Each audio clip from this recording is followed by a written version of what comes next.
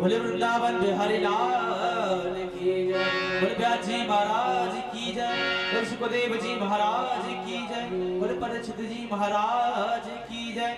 जय जय श्री राम। देवादिवंदनम मंत्र पुष्पांजलि। हरि ओम। जगनेन यज्ञाय जन्मदेवा तान धर्मान् प्रथमान्याशन्नः ते हनाकं महिमानः सचन्तयत्र पूर्वे साध्याः सन्ति देवाः नानाशुगन्धपुष्पाणि यथा कालोद्भवानि च पुष्पाञ्जलिर्मया दत्त गृहाण परमेश्वर प्राणप्रसोक्तमाय नमः मन्त्रपुष्पाञ्जलिं समर्पयामि। बोल व्यास भगवान की जय, परीक्षित जी महाराज की जय। जय जय श्री राधे श्याम। सभी अपने यथास्थान बैठे।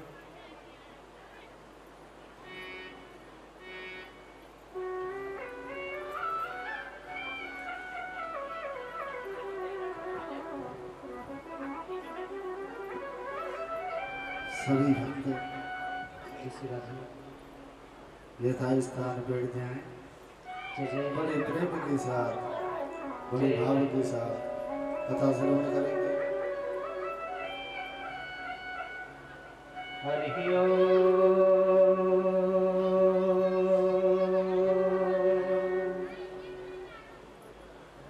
स्वस्ति श्री गणेशाय नमः।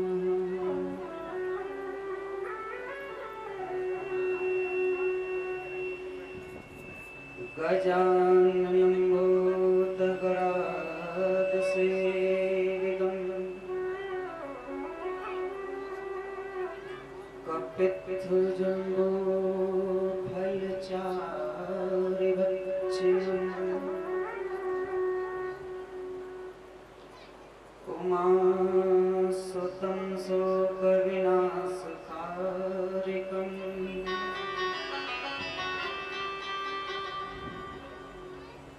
नमामि विघ्नेश्वरपादिपङ्कजम्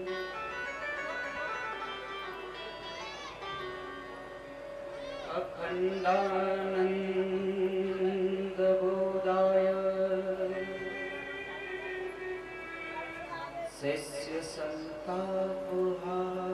शिष्यसन्तापहारिणे सच्चिदानन्दरूपाय तस्मै श्री गुरवे नमः। अखण्डमण्डलाकारं व्याप्तं येन चराचरम् तत्पदं दर्शितं येन तस्मै श्री गुरवे नमः।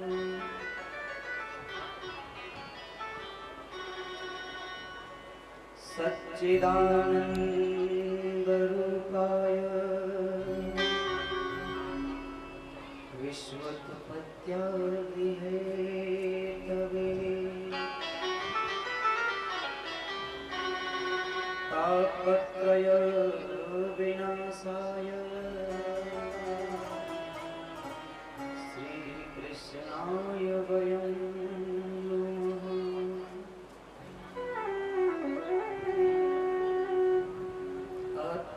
अतुलितबलिधामं हेमशैलावदेहं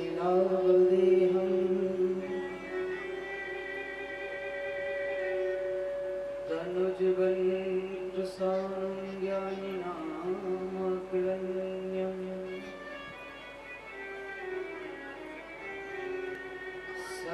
सकलगुणनिधानं गानरारामधीशं रघुपतिप्रियभक्तं गातुजातं नमामि।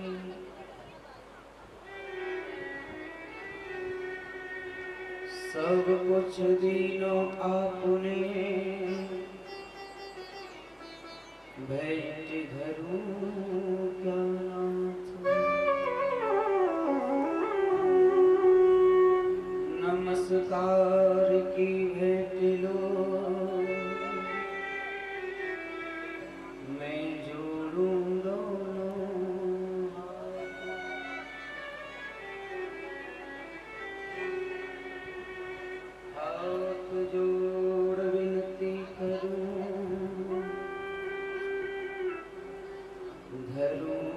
चरण में शीश भक्ति ज्ञान मोहि दीजियो परम पिता जगदीश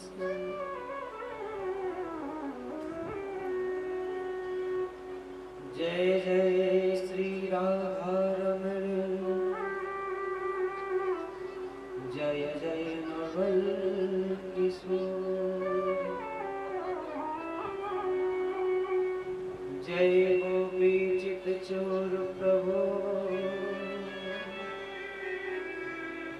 जय जय माखन चोर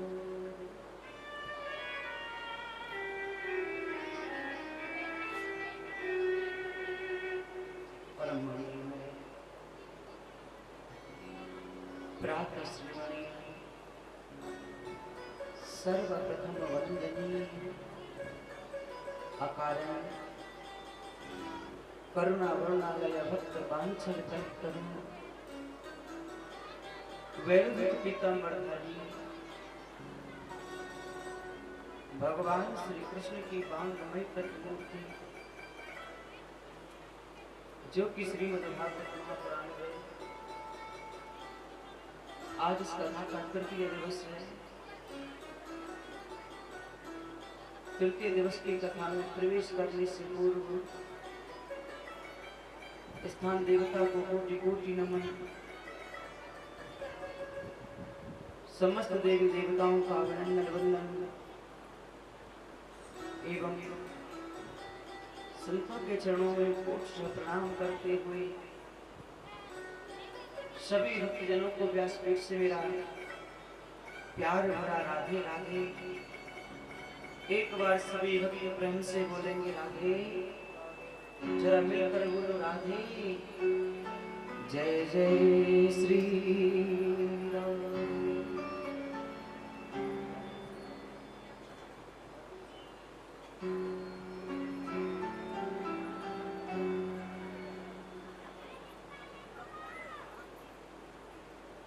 भाव से तन मन एवं वाणी को पवित्र करते हुए 2 मिनट भगवत नाम संकीर्तन बोलेंगे। और मेरो राधा रमण गिरधारी गिरधारी श्याम बनवारी मेरो राधा रमण गिरधारी गिरधारी श्याम बनवारी मेरो राधा रमण गिरधारी गिरधारी श्याम बनवारी। ओ मेरो राधा रमण गिरधारी गिरधारी श्याम बनवारी। राधा रमण गिरधारी गिरधारी श्याम बनवारी। ओ गिरधारी श्याम बनवारी गिरधारी श्याम बनवारी। गिरधारी श्याम बनवारी।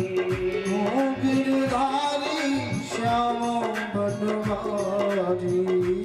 मेरो राधा रमण गिरधारी गिरधारी श्याम बनवारी। मेरो राधा रमण गिरधारी गिरधारी श्याम बड़े भाव से तालियों की सेवा करते हुए राधा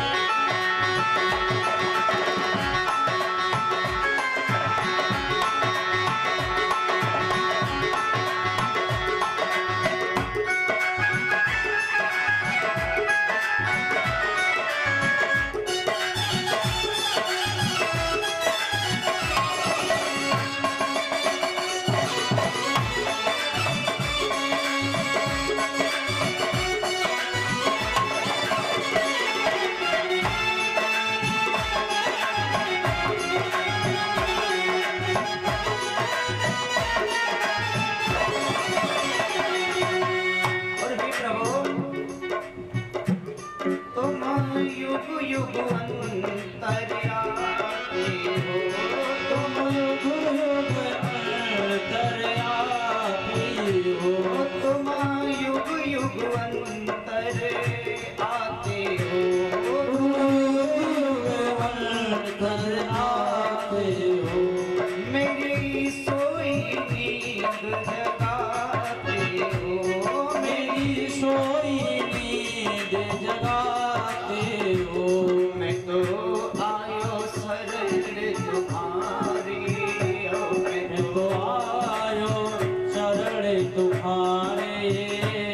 गिरधारी श्याम बनहारी, ओ मेरो राधा रमण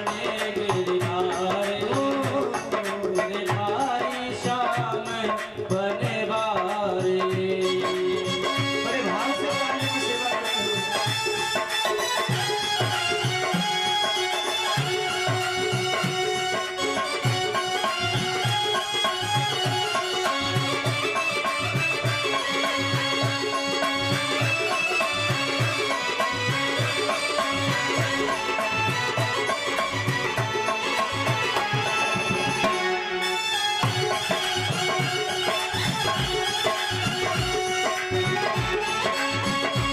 श्याम बनवारे। बड़े भाव से गाने की सेवा करते हो।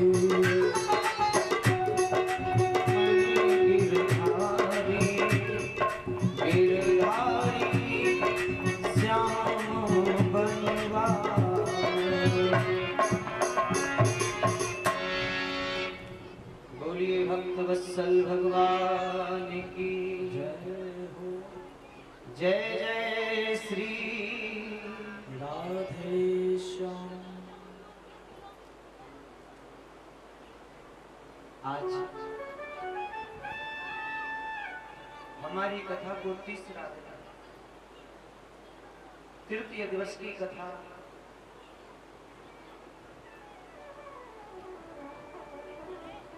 यह जो कथा है, अगर इस कथा को हमने भाव से सुन लिया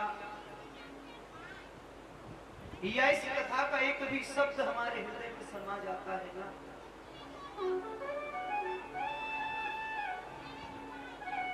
तो ये हमारे जीवन को बदल देती है। इस कथा का एक भी शब्द हमारे अगर हृदय में बैठ गया तो ये कथा हमारे जीवन को बदल देती है।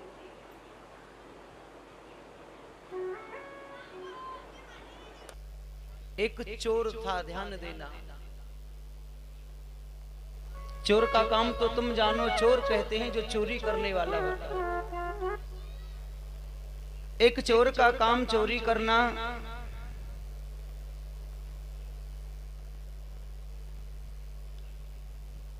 रोजाना चोरी करके आता था। ऐसे ही जो आपके नगर में कथा चल रही है ना, ऐसे ही और कथा चल रही थी। तो उस चोर की मां कहने लगी, बेटा ध्यान रखना, इस रास्ते से मत जाना। अगर तू इस रास्ते से चला गया तो जो तू धंधा करता है ना, ये तेरा धंधा चौपट हो जाएगा, तू काम करना बंद कर देगा। चोर अपनी मां की बड़ी सेवा करता था, अपनी मां की हर बात मानता था। माता ने कहा तो उसने उस रास्ते से ना जाने का फैसला कर लिया।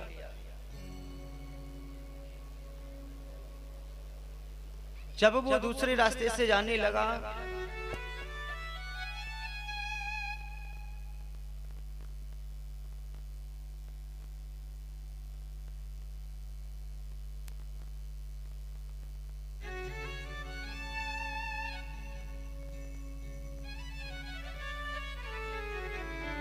जय जय बोलिए भक्त वत्सल भगवान की जय जय श्री राधेश्याम।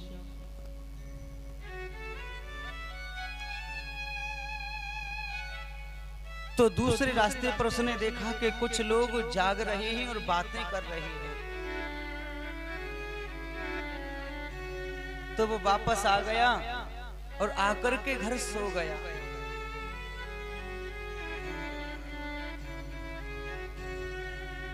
उस दिन चोरी करने नहीं गया।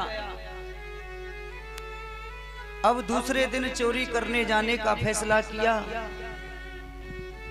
और जब वो दूसरे दिन जाने लगा तो वो उस दिन की बात को भूल गया कि मुझे इस रास्ते से नहीं जाना। अब जब वो उस रास्ते पर चल दिया तो ध्यान हुआ कि मैं गलत रास्ते पर आ गया। हमारी मैया ने हमसे बोला था कि इस रास्ते से नहीं जानो, और अब तो मैं यह रास्ता पे आए गए तो अब कहा करूं। ऐसा कर लूं कि अपने कानों में उंगली लगा लूं, और जब मैं अपने कानों में उंगली लगा लूंगा तो मुझे एक भी शब्द सुनाई नहीं देगा। तो दोनों कानों में उंगली लगा के और वो चोर चला जा रहा है। चलते चलते चलते चलते चोर जहां कथा चल रही थी उसी पांडाल के समीप पहुंच गया। और जब पांडाल के समीप पहुंचा तो उसी समय उसके पैर में एक कांटा लग गया। वो चोर पांडाल के समीप पहुंचा तो उसके पैर में कांटा लगा। जब कांटा लग गया तो कांटा बड़ी परेशान करने लगा, बड़ी पीड़ा देने लगा। अब उसे दुविधा होने लगी। जब उसे पीड़ा हुई, परेशान हुआ तो आगे चला नहीं जा रहा है। अब वो सोच रहा है कि अगर मैं कानों से उंगली निकाल कर इस पैर के कांटे को निकालूं तो ये जो कथा चल रही है इसके शब्द मेरे कानों में आएंगे। और मेरी मैया ने मना किया है कि कथा को नहीं सुनना। मुझसे तो यहां होकर जाने से भी रोका था, लेकिन मैं धोखे से आ गया।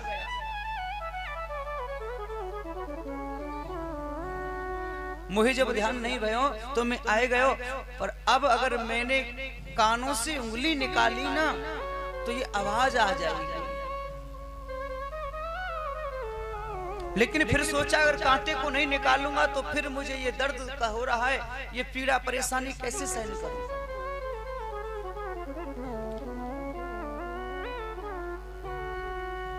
उसने सोचा चलो थोड़ी देर में निकाल लेता हूं।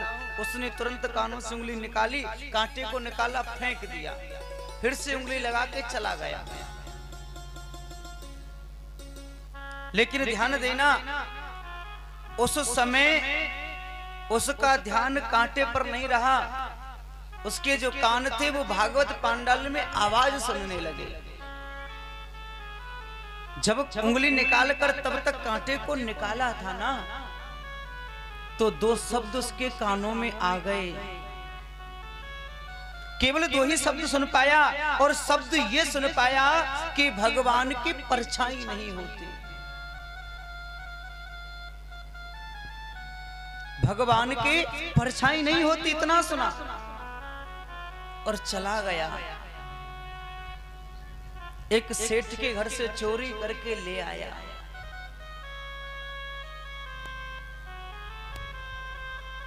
प्रातःकाल जब सुबह हुआ, सेठ को पता चला हमारे घर से धन चोरी हो गया। चारों तरफ शोर हो गया कि सेठ के घर से कोई चोरी करके ले गया, सेठ के घर चोरी हो गई है। सेठ से पूछा कि आप चोरी हो गई तो आप राजा से शिकायत कर दो। सेठ कहने लगे मुझे अपने गोविंद पर भरोसा है, मुझे भगवान पर विश्वास है, जो मेरा धन चोरी हुआ है मुझे वो ला करके देगा।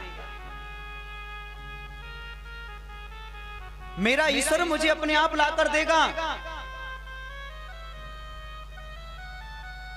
अब यही बात धीरे धीरे सारे नगर में फैल गई कि सेठ का धन चोरी हुआ। सेठ ने राजा को शिकायत नहीं की और कह रहा है कि भगवान अपने आप लेकर के देगा। और ये बात उस चोर के कानों में पहुंच गई। उस चोर के कानों में जब ये बात पहुंची तो चोर को वो बात ध्यान आ गई जो भागवत में कही जा रही थी कि भगवान की परछाई नहीं होती। चोर ने कहा अब भगवान के लिए बोल दिया है सेठ ने, तो भगवान कैसा है उसकी परछाई नहीं होती, और जब आएगा मैं उसे पहचान लूंगा और यहां से भाग जाऊंगा। अपने घर की छत पर चढ़ गया। अब रास्ते में जो निकल कर जा रहा है सबसे पहले उसकी तरफ ध्यान देता है कि इसकी परछाई है या नहीं। जो भी व्यक्ति रास्ते से निकल कर जाए वो उसकी परछाई को देखता और सोचता ये भगवान नहीं। क्यों? अगर ये भगवान होता इसकी परछाई नहीं होती, इसकी परछाई है तो ये भगवान नहीं है।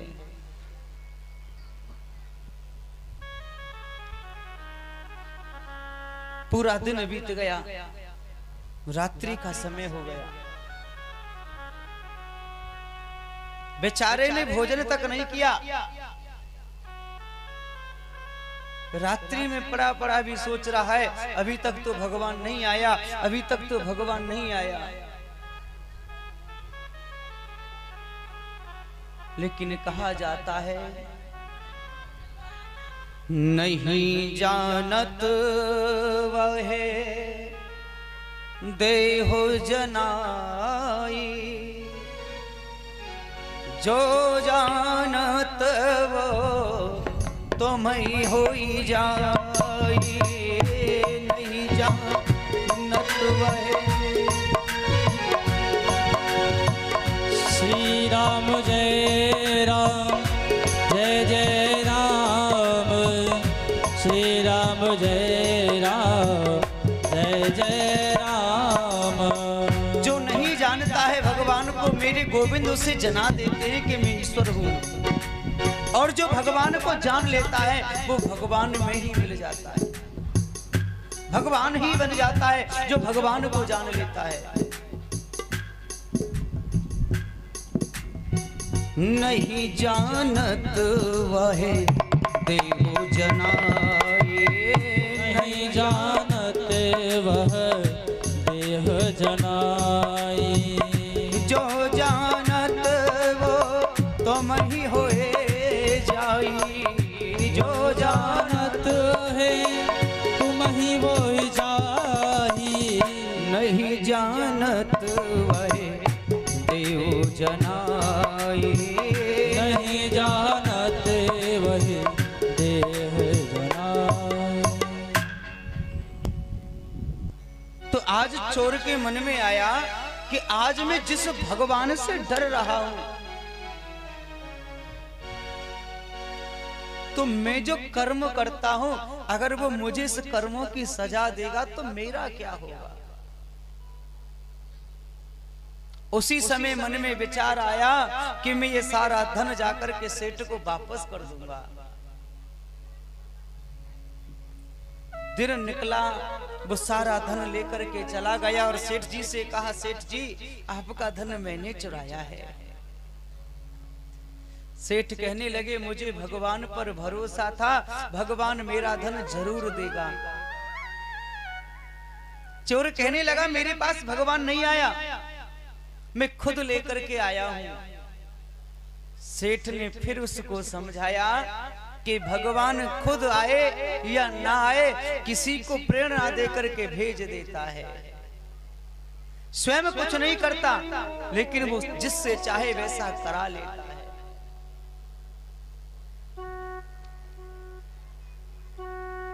तभी तो कहा है भगवान अपनी इच्छा से जो करना चाहेगा उसे करने में जरा सी देर नहीं लगा सकता। तुम चाहे सोचते रह जाना, करते रह जाना, अगर उसकी मर्जी नहीं है तो आप कुछ नहीं कर सकते। तेरी सत्ता के बिना हे प्रभु मंगल मूल, पत्ता तक हिलता नहीं और खिले न कोई फूल। बिना उसकी कृपा के पत्ता तक नहीं हिलता। पर हम लोग सोचते हैं कि हम ही सब कुछ हैं। थोड़ा सा धन क्या हो गया, अभिमान बढ़ गया कि अब तो हम ही हैं जो कुछ है। थोड़ा सा पद क्या मिल गया, बड़ा अभिमान हो गया, अब तो हम ही हैं जो कुछ है। रूप यौवन संपदा प्रभुक्त पद विवेकता। अगर मेरे गोविंद की कृपा से किसी को अच्छा रूप मिल जाए तो उस गोविंद का हमें धन्यवाद करना चाहिए, क्योंकि उसकी कृपा से अच्छा रूप मिला है। अगर उसकी कृपा नहीं होती तो अच्छा रूप नहीं मिल पाता। ये हमारे हाथ पैर सब अच्छे हैं, सलामत हैं, ये उसकी असीम कृपा है। लेकिन अच्छा रूप पाकर के हमें कभी अभिमान नहीं करना चाहिए। रूप यौवन संपदा। अगर जवानी के समय में हमारे शरीर में थोड़ा सामर्थ्य है, ताकत है, और हम उस ताकत पर ठिलाते हैं, उस जवानी के समय पर ठिलाते हैं, तो ध्यान देना आगे बुढ़ापा भी आएगा। हमें अपने यौवन में उस जवानी के गुरूर में सामने वाले को नीचा नहीं दिखाना चाहिए। हमें नहीं भूलना चाहिए कि हम इस समय क्या है। आप कुछ नहीं हो, ये पानी का बबूला है। ये पानी का बबूला जैसे फूलता है, ऐसे फूल रहे हो। एक दिन ये बबूला भी उस पानी में बह जाएगा।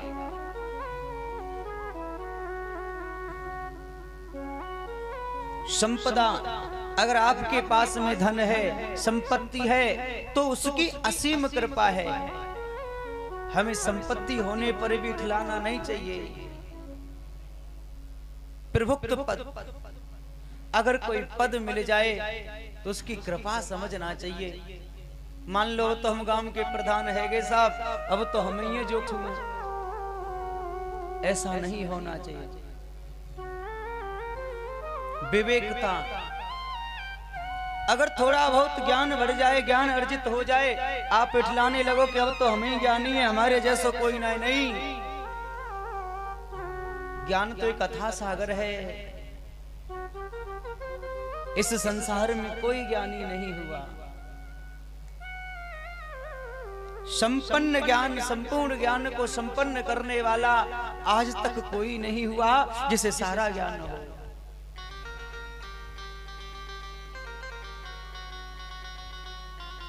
तो ध्यान देना, हमें ऐसा अभिमान नहीं करना चाहिए।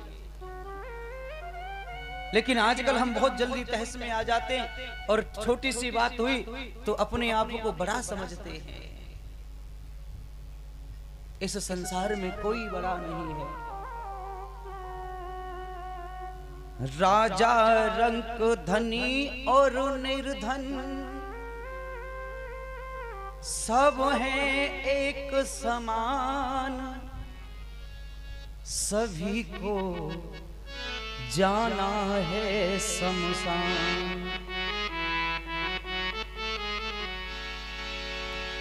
राजा रंक धनी और निर्धन ये सब हैं एक समान, सभी को जाना है शमशान, सभी को जाना है शमशान, सभी को जाना है शमशान, सभी को जाना है शमशान। एक बात बताना, राजा भी शमशान ही जाता है, रंक भी शमशान जाता है, धनवान भी शमशान ही जाएगा। और निर्धन को भी शमशान जाना है। ये सबको पता है हमें मरना है और हमें एक दिन इस काया को छोड़ करके जाना है। ये काया शमशान में जाकर के जल जाएगी, लेकिन फिर भी हम बड़े ठिलाते हैं।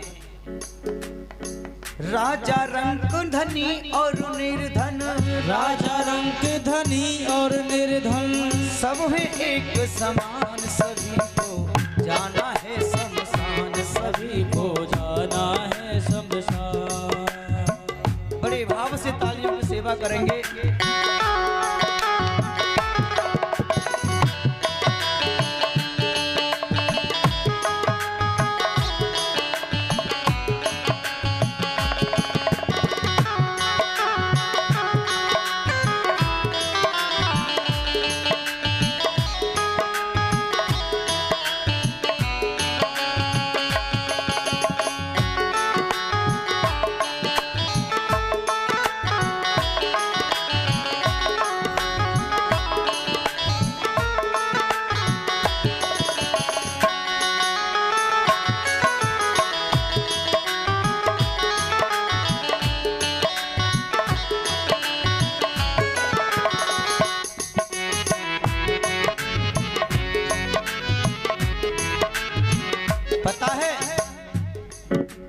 आया जहां में एक दिन, कौन आया?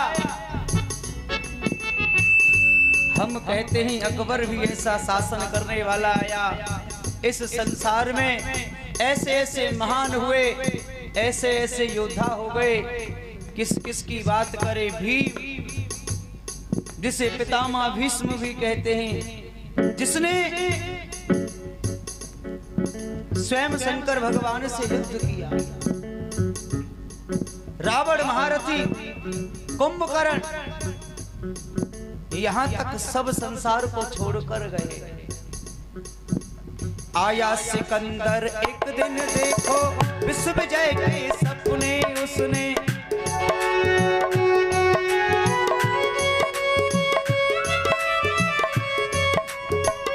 सिकंदर आया तो उसने संसार पर विजय प्राप्त करने के लिए स्वप्न देखा, मैं आज सारे संसार को जीत लूंगा।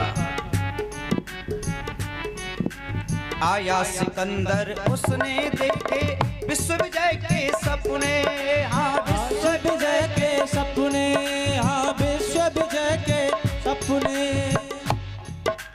हीरे चांदी सोने छोड़े, उसने तो स्वप्न देखा कि मैं विश्व में विजय प्राप्त कर लूंगा।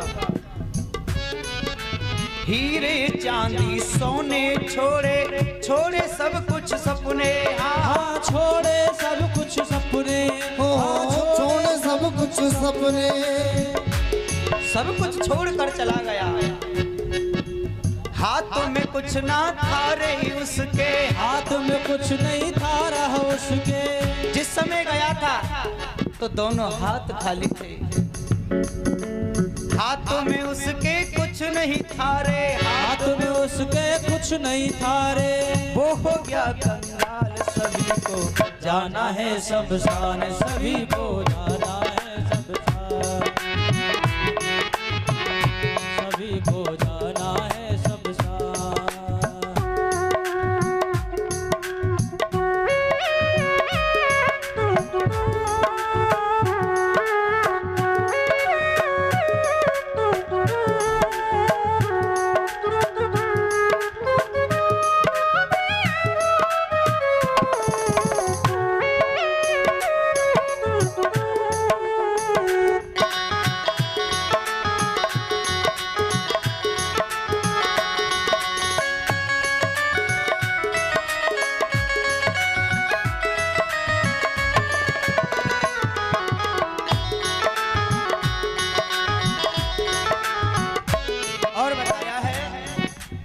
रावण जैसे पंडित ज्ञानी युग युग राज चलाए, हो युग युग राज चलाए, हाँ युग युग राज चलाए।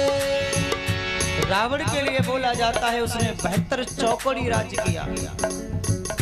ये सतयुग त्रेता द्वापर कलयुग 72 बार उस राजा रावण के सामने निकल गया, इतना जीवन जिया। और उसके जैसा कोई पंडित नहीं था महाराज, उसके जैसा कोई विद्वान नहीं था।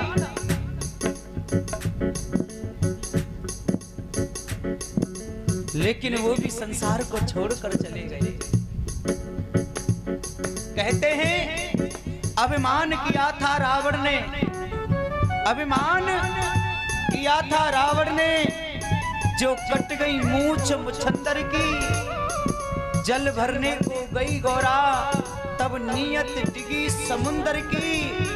और अभिमान कियो जब नारद ने तो सकल बनाए दई बंदर की। रावण जैसे ज्ञानी देखो, रावण जैसे ज्ञानी इस संसार में आए, ऐसे विद्वान भी आए जो युग युग में जीवन को जी। रावण जैसे पंडित आए, युग युग यहाँ पर जीते हो, युग युग राज जीते, युग युग राज जीते। जिसके भय से, जिसके भय से, जिसके भय से शेर और बकरी एक घाट जल पीते। हाँ हाँ एक घाट जल पीते, हाँ एक घाट जल पीते, हाँ एक घाट जल पीते। मैं दुनिया में ना मरूं किसी से, दुनिया में ना मरूं किसी से। रावण ने जो वरदान मांगा था ना कि मैं दुनिया में किसी से ना मरूं, अगर मार सके तो नर या बानर मारे। क्यों? क्योंकि रावण ने बानर को और इस मानव को तुच्छ समझ लिया। ये नर और बानर मुझे मार नहीं सकते, बाकी मैं किसी से ना मरूं।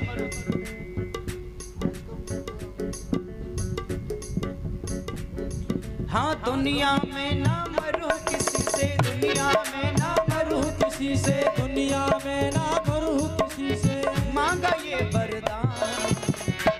आइए बड़े भाव से ताली बजाते हुए दोनों हाथ, झंडा ऊंचा।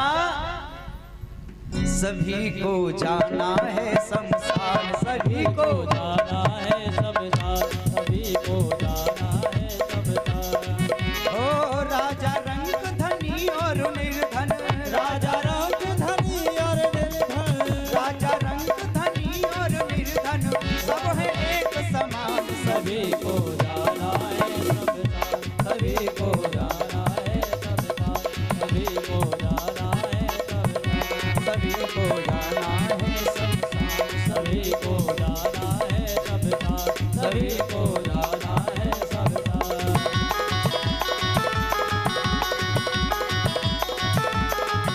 सभी को जाना है शमशान, सभी को जाना है शमशान।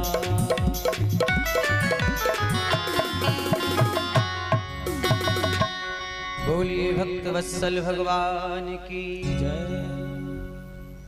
आइएगा भैया, अब हम कथा में मन लगाएंगे। देखिए कथा भी हमें सुननी है। कथा क्या है? मैंने उस दिन भी बताया, भाव की कथा है। कथा क्यों होती है ये भी समझना है, और कथा से क्या लाभ मिलता है, कथा क्यों कराई जाती है और क्यों करना चाहिए, और कथा को क्यों सुनना चाहिए, यह भी हमें समझना है।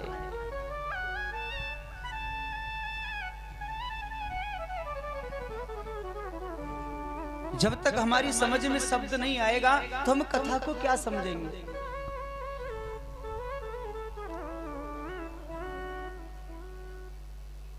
आगे की कथा जो कल हमने कथा को विराम दिया था, आज वहां से श्रवण करेंगे।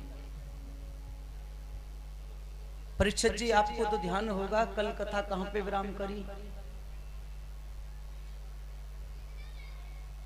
ना? कल ध्रुव जी का पूजन किया था आपने।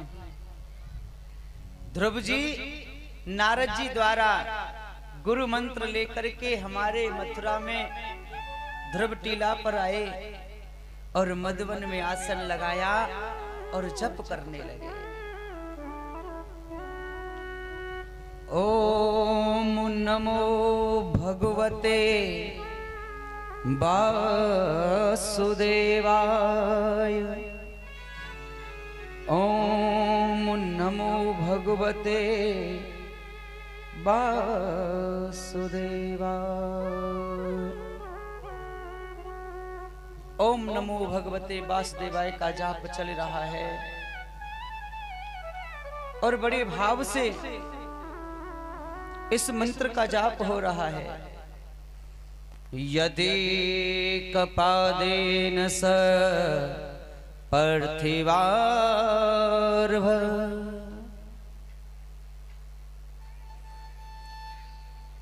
कस्तरस्तो तद्गोष्ठने पश्चितमहि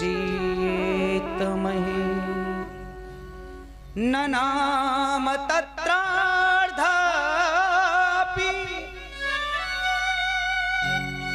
भैद्रधिष्ठिता तरीव सभ्येतस्तः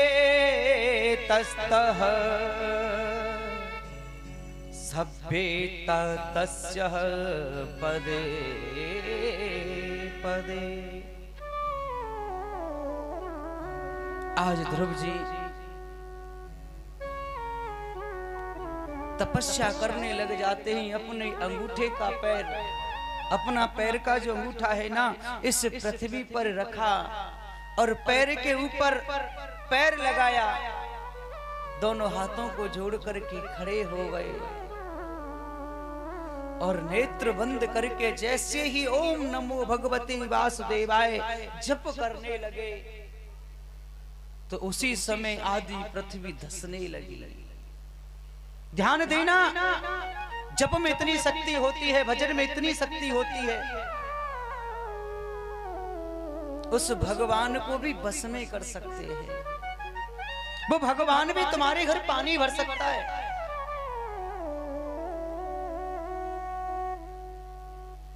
भगवान कहता है मैं तो भक्तों का दास हूं। ये भक्त भगवान के दास नहीं होते, भगवान ही भक्तों के दास बन जाते हैं।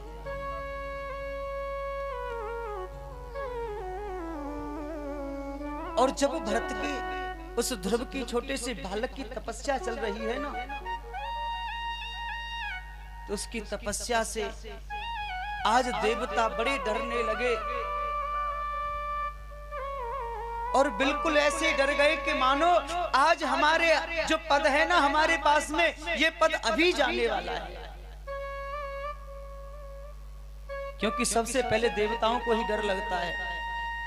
देवता सोचते हैं कि कहीं हमारा स्थान ना हड़प ले जाए, कहीं हमारे स्थान को और यानी हड़प लियो तो हम कहां रहेंगे।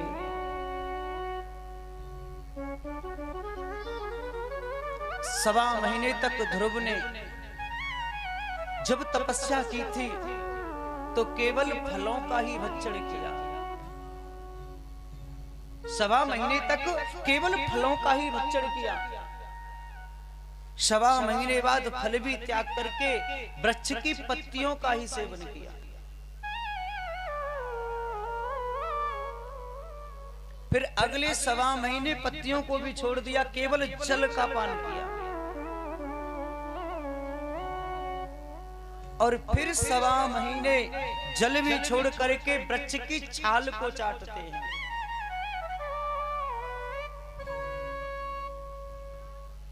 इस प्रकार से जब 5 माह पूरे बीत जाते हैं और 6वां महीना लगा तो ध्रुव ने श्वास रोकना प्रारंभ कर दिया। वृक्ष की छाल तो छोड़ दी, श्वास लेना भी बंद कर दिया। जैसे ही ध्रुव जी ने श्वास लेना बंद किया तो उधर देवताओं को भी घुटन होने लगी। देवताओं को ऐसे लगा कि अब हमारा जीवन जाने वाला है, अब ये जीवन हमारे काम का नहीं है।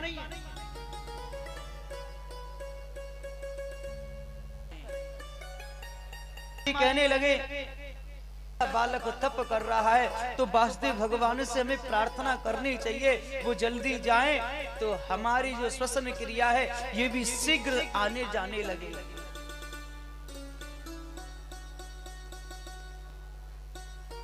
वासुदेव भगवान से प्रार्थना की, हे प्रभु आप ही जीवन के आधार हैं। आप जाकर के ना इस छोटे से बालक ध्रुव को और अपना दर्शन दे दो, जाकर के दीदार कराओ। भगवान कहने लगे, देवताओं आप कह रहे हो कि हम जाएं और जाकर के उसे दर्शन दे, नहीं, मैं भक्तों का दास हूं, अहम भक्त पराधीन। अरे हम तो भक्तों की अधीन हैं और पराधीन सपने सुखनाई। हाँ, जो पराधीन होते उनको स्वप्न में भी सुख नहीं मिलता। तभी तो कहते हैं अपना काम स्वयं करना चाहिए, दूसरों के ऊपर छोड़ने से कोई फायदा नहीं होता। दूसरों के भरोसे रहोगे तो कुछ हो नहीं सकता। अरे आप सामर्थ्यवान हैं तो अपना कार्य खुद करें, समर्थ को नहीं दोष गोसाई।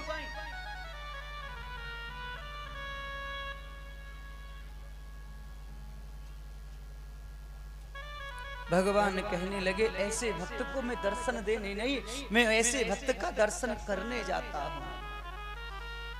मैं ऐसे भक्त का खुद दर्शन करना चाहता हूं।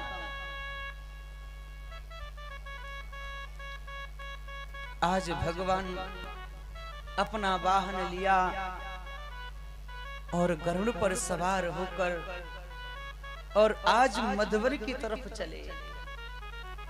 और जैसे ही मधुवन में पहुंचे तो जाकर के ध्रुव की झांकी को निहार रहे हैं। हम लोग दर्शन करने जाते हैं मंदिर में कि बिहारी जी के दर्शन करने चले, कि हम वहां जाकर के उनका दर्शन करें, लेकिन आज खुद भगवान आकर के और उस भक्त का दर्शन करते हैं।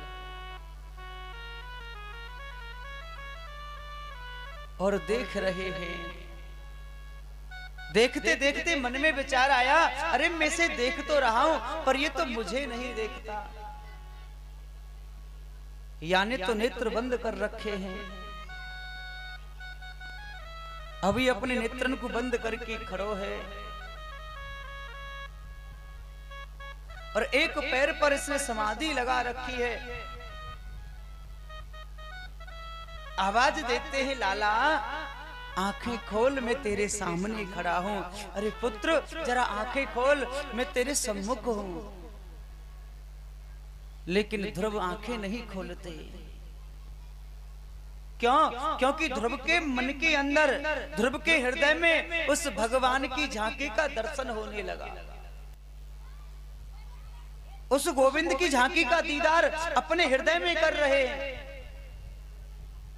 भगवान ने देखा कि ये मेरा दर्शन जब अपने हृदय में कर रहा है तो ये मुझे बाहर नहीं देख सकता, ये मोकू बाहर नहीं देखेगा।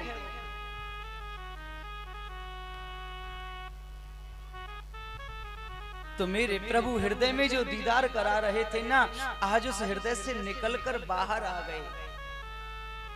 और जैसे ही ध्रुव को झांकी का जो दर्शन हो रहा था, अब उनके हृदय में वो झांकी का दर्शन नहीं है।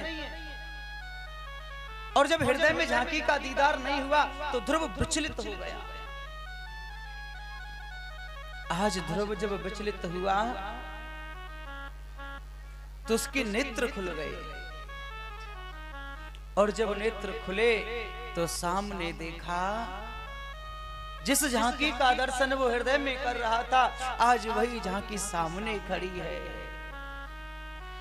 बोलिए वासुदेव भगवान की जय हो। आज वही झांकी सामने खड़ी है और सामने जब उस झांकी का दर्शन कर रहा है तो हाथ जोड़ करके खड़ा हो गया। मन कहता है मैं इनकी स्तुति गाऊं। मन में भाव उठ रहा है कि मैं हे गोविंद तेरी स्तुति गाऊं, लेकिन स्तुति तो आती ही नहीं कि मैं स्तुति गाऊं तो कैसे गाऊं। जिस बच्चे को पता ही नहीं है कि मुझे क्या कहना है तो वो क्या कहे, सोच में पड़ गया कि मैं क्या करूं।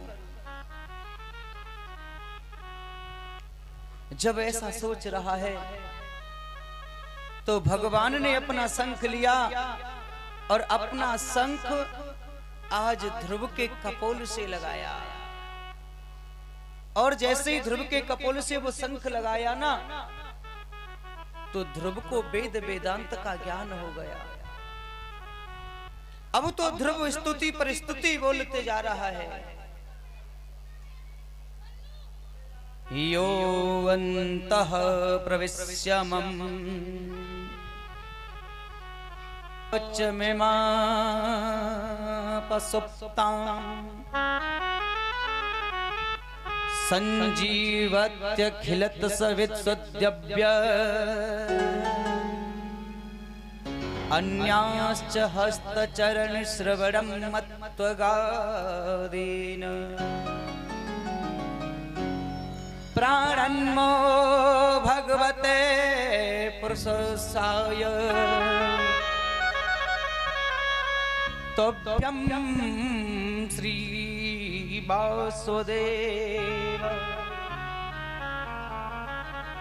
तोभ्यं नमामि ईश्वर दामोदरं माधव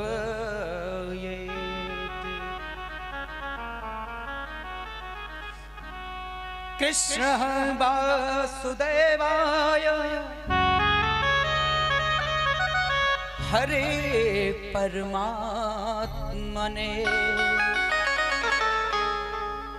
प्रणतः क्लेशनाशाय गोविंदाय नमो नमः।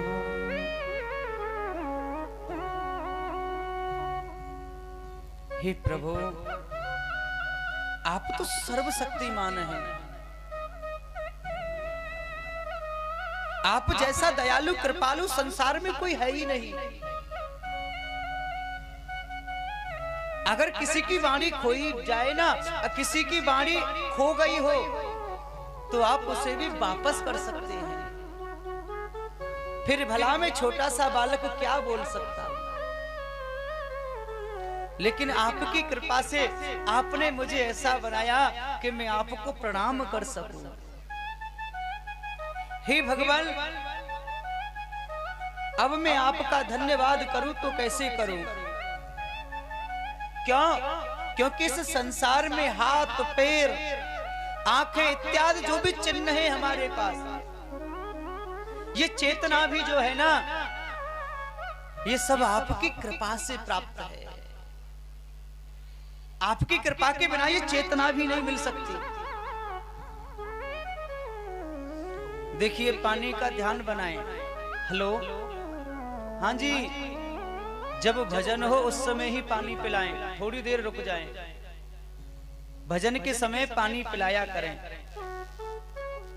और कथा के समय कथा में मन लगाने दें।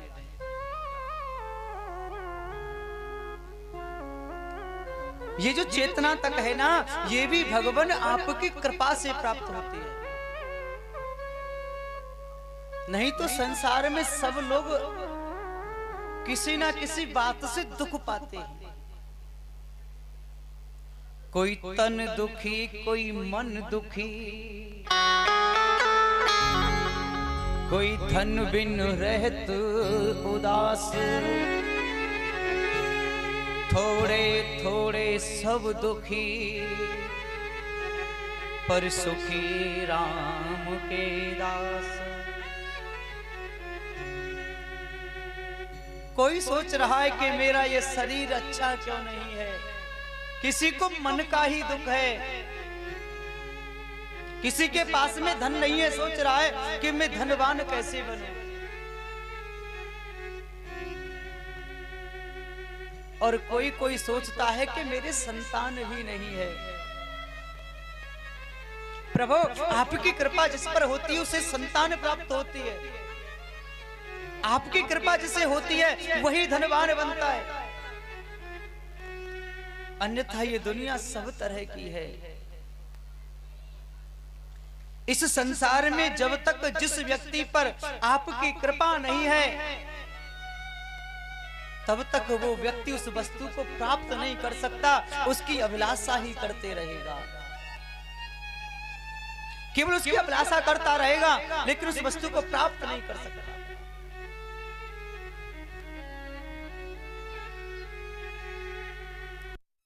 आपने मुझे दर्शन दिया, संसार भटकता रहता है, भगवान का दर्शन मिल जाए, लेकिन मैं एक नन्हा सा बालक, इस छोटे से बालक पर आपने कृपा की।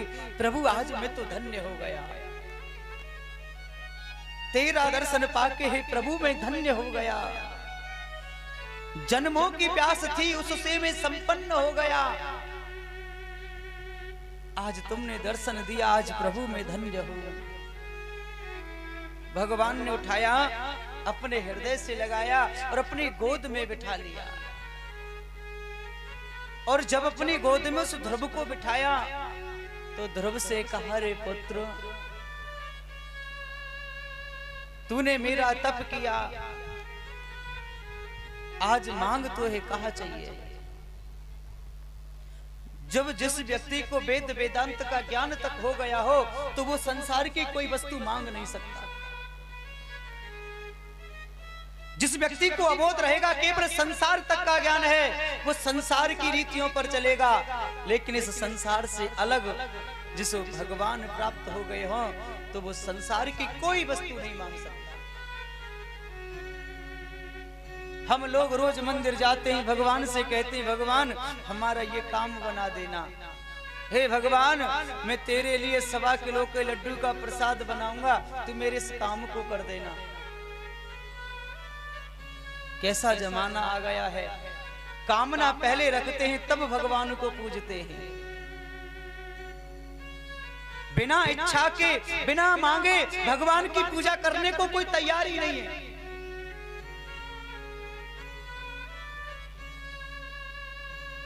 आप भगवान से कुछ ना मांग करके और जब भगवान की पूजा करो तो भगवान सब कुछ देता है। बिन मांगे मोती मिले और मांगे मिले न भीख।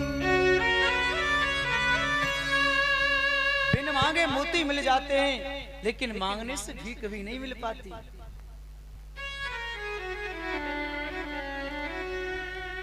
मांगने से हम भीख को तरस जाते हैं।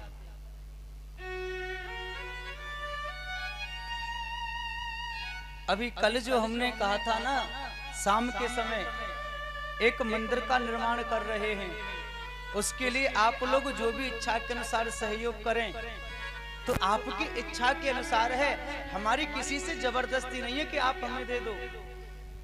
आपका मन हो भगवान के प्रति, आप जो देना चाहो, सहयोग करना चाहो तो करो। लेकिन कुछ लोग तो ऐसा भी सोचने लग गए, अरे कि तो भीख मांगने लग गए। हाँ भैया एक बात ध्यान रखना, मांगन कभी न चाहिए, कोई मत मांगो भीख, मांगनते मरनो भलो, ये सतगुरु की सीख। भीख मांगने से तो मरना भला है महाराज, लेकिन भीख हम किसके लिए मांग रहे हैं पता है? मांगना है तो मांगिए, मांगना है तो मांगिए। अरे तज करके सारी लाज, परहित मांगन काज में मत ना करियो। पराये हित में मांगने के लिए कभी लाज नहीं होनी चाहिए।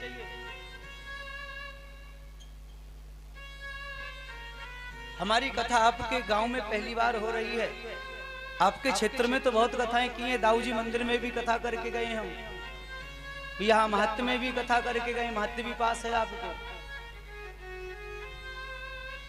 और आंगई गांव पड़ता है महत्व के पास ही, वहां हथकोली में कथा कर चुके हैं, राया में, दाऊजी मंदिर में भी। और अपने विषय में जरा बता दें,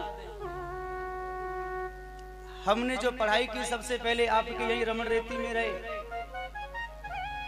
और काशी से हम आचार्य कर चुके हैं, पीएचडी कर रहे हैं इस समय, अन्य विज्ञ नहीं है। और ये नहीं कि हम ये कथा पहली बार कर रहे हैं, 7 साल की अवस्था से कथा चल रही है हमारी। 7 वर्ष का बच्चा कुछ नहीं जानता, तब से कथा कर रहे हैं हम। और यही नहीं कि केवल भागवत कथा ही कहते हो, यहाँ तक राम कथा, शिव पुराण, नारद पुराण, विष्णु पुराण, वेवर्त पुराण, यहाँ तक कि कूर्म पुराण, शिव पुराण और श्री खाटू श्याम कथा भी। हम इन सब कथाओं का गान करते हैं, हनुमान कथा और गौ कथा भी। हमारा मुख्य उद्देश्य रहता है गौ कथा का अधिकतर, क्योंकि गौ की दुविधा हम देख रहे हैं और हमारे मन में उस गौ की दुविधा को देखकर ही यह मन में विचार आया कि हमें भी एक छोटा सा मंदिर बना करके उस मंदिर के साथ में गौशाला का निर्माण करना चाहिए। जो दुखी गाय हैं उन गायों का इलाज भी हो, उसमें ऐसा हॉस्पिटल भी बन जाए। ये जो बड़े बड़े आश्रम चल रहे हैं, बड़ी बड़ी कथाएं हो रही हैं, ये लोग किसी ने अपने घर से पैसा नहीं लगाया। किसके पास पैसा है बताओ? हम आपसे ही कहें भाई 10-20 लाख रुपए आप कर दो, कौन व्यक्ति करेगा? सब समाज मिलकर के, हर व्यक्ति मिलकर के ऐसे भगवान के मंदिर को, ऐसे भगवान के घर को बनाता है। एक व्यक्ति कभी मंदिर नहीं बना सकता और भगवान का दरबार भी एक व्यक्ति को नहीं बनाना चाहिए। कभी भी भगवान के मंदिर का निर्माण होता है तो उसमें सब समाज से धन लिया जाता है, क्योंकि वो भगवान का घर है, एक व्यक्ति का घर नहीं है। तो हमने कल जरा सी क्या बात की, क्या कथा यहाँ होती नहीं है, खूब कथा होती है। ये बात ध्यान रखना, किसी के दरवाजे पर मांगने नहीं जाएंगे, ना किसी के दरवाजे पर मांगते। आप ये सोच रहे हो कि भीख मांगने की बात कर दी, नहीं, ये भीख नहीं मांगी जा रही है। भीख होती है दरवाजे पर जाकर के मांगना। भिक्षा होती है कि आपसे जबरदस्ती आपसे कहें आप इतना दे दो। लेकिन दान सहयोग होता है जो आपकी इच्छा के अनुसार किया जाए। आपके मन में जो भाव आए, अरे 1 पैसे का भाव है 1 पैसा करो, 1 पैसे का नहीं है कुछ भी मत करो, 1 लाख की इच्छा 1 लाख करो। भाई हम तो पंडित आदमी है और ब्राह्मण के 6 कर्म होते हैं। ब्राह्मण के 6 कर्म होते हैं, शिक्षा लेना, शिक्षा देना, दान लेना और दान करना। ये नहीं कि केवल दान लेना ही हो, दान करना भी होता है। और हम अपने बारे में बता दें, हम हर वर्ष फरवरी के माह में 21 या 11 कन्याओं का विवाह करते हैं। विवाह का आयोजन भी होता है हमारे यहाँ, और वो आयोजन हम खुद नहीं करते, हमारा खुद का कोई नहीं है, हम पे कहां इतना पैसा। ये आप सब जो दान करते हो ना, जो आप सब धन देते हो, उस पैसे को हम उन कन्याओं के विवाह हेतु जोड़ करके वो सामान ले करके तब विवाह करते हैं।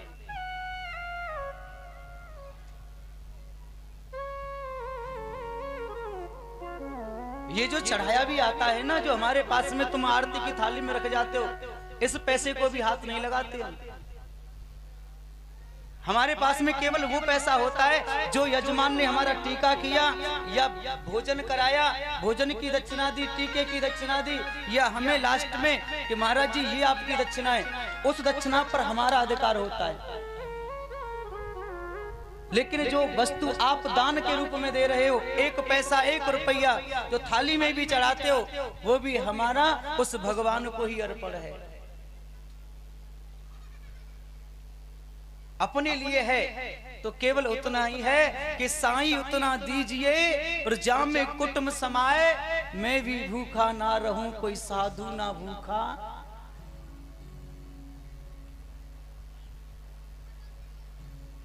सिर्फ अपना यही सिद्धांत है, उतना चाहिए कि जिसमें हमारा गुजारा हो सके। हम तो आज भी रमण रेती में जामे तो झोपड़ी में रहे भैया, आज भी झोपड़ी है वहां पे। अब पर अब तो जोरदार रही है, अब का है, अब तो महल भी फीका है। वाह वाह रे मौज फकीरां दी, फकीरां दी, फकीरां दी। देखो हम तो वास्तव में फकीर हैं। हमें तो कोई देता है तो ठीक और नहीं देता है तो ठीक, लेकिन हमारा जो कर्तव्य है, हम एक कथावाचक और हम कथा का जो वाचन कर रहे हैं, इस समाज को धर्म के प्रति जागरूक करना। कथा वाचन का अर्थ ही यही है कि कथा का ऐसा वक्तव्य होना चाहिए ये समाज धर्म के प्रति जागरूक हो। ये इस समाज को तन से पवित्र करना, मन से पवित्र करना और धन से पवित्र करना एक प्रवक्ता का काम होता है। और तन से पवित्र तब हो सकता है जब ये भगवान की, गुरुजनों की और ब्राह्मण जनों की, संत जनों की सेवा करेंगे। तन पवित्र सेवा किए, धन पवित्र कर दान, मन पवित्र हरि भजन सो हो त्रिविध कल्याण। केवल ये तीन ही विधि हैं। धन पवित्र दान करने से होता है, तन पवित्र सेवा करने से होता है और मन पवित्र भगवान का भजन करने से होता है। वाह वाह रे मौज फकीरा दी वाह। हाँ भजन है और पानी पिलाएं सबको, कोई नहीं आया। फकीरा दी, फकीरा दी, फकीरा दी, फकीरा दी। वाह वाह रे मौज फकीरा दी, वाह वाह रे मौज फकीरा दी।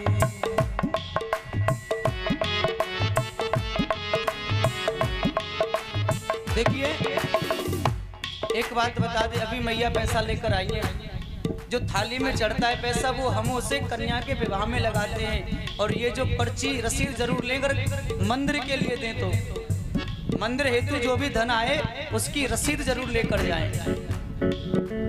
हाँ। नहीं, मंदिर हेतु रसीद जरूर प्राप्त करें। आइए सभी जलपान करते हुए और ताली बजाते हुए और कहेंगे फकीरा दी, हाँ फकीरा दी, फकीरा दी, हाँ फकीरा दी, फकीरा दी, हाँ फकीरा दी, फकीरा दी, हाँ फकीरा दी। वाह वाह रे मौज फकीरा दी, वाह वाह रे मौज फकीरा दी, वाह वाह रे मौज फकीरा दी। सभी भक्त तालियों की सेवा करते हुए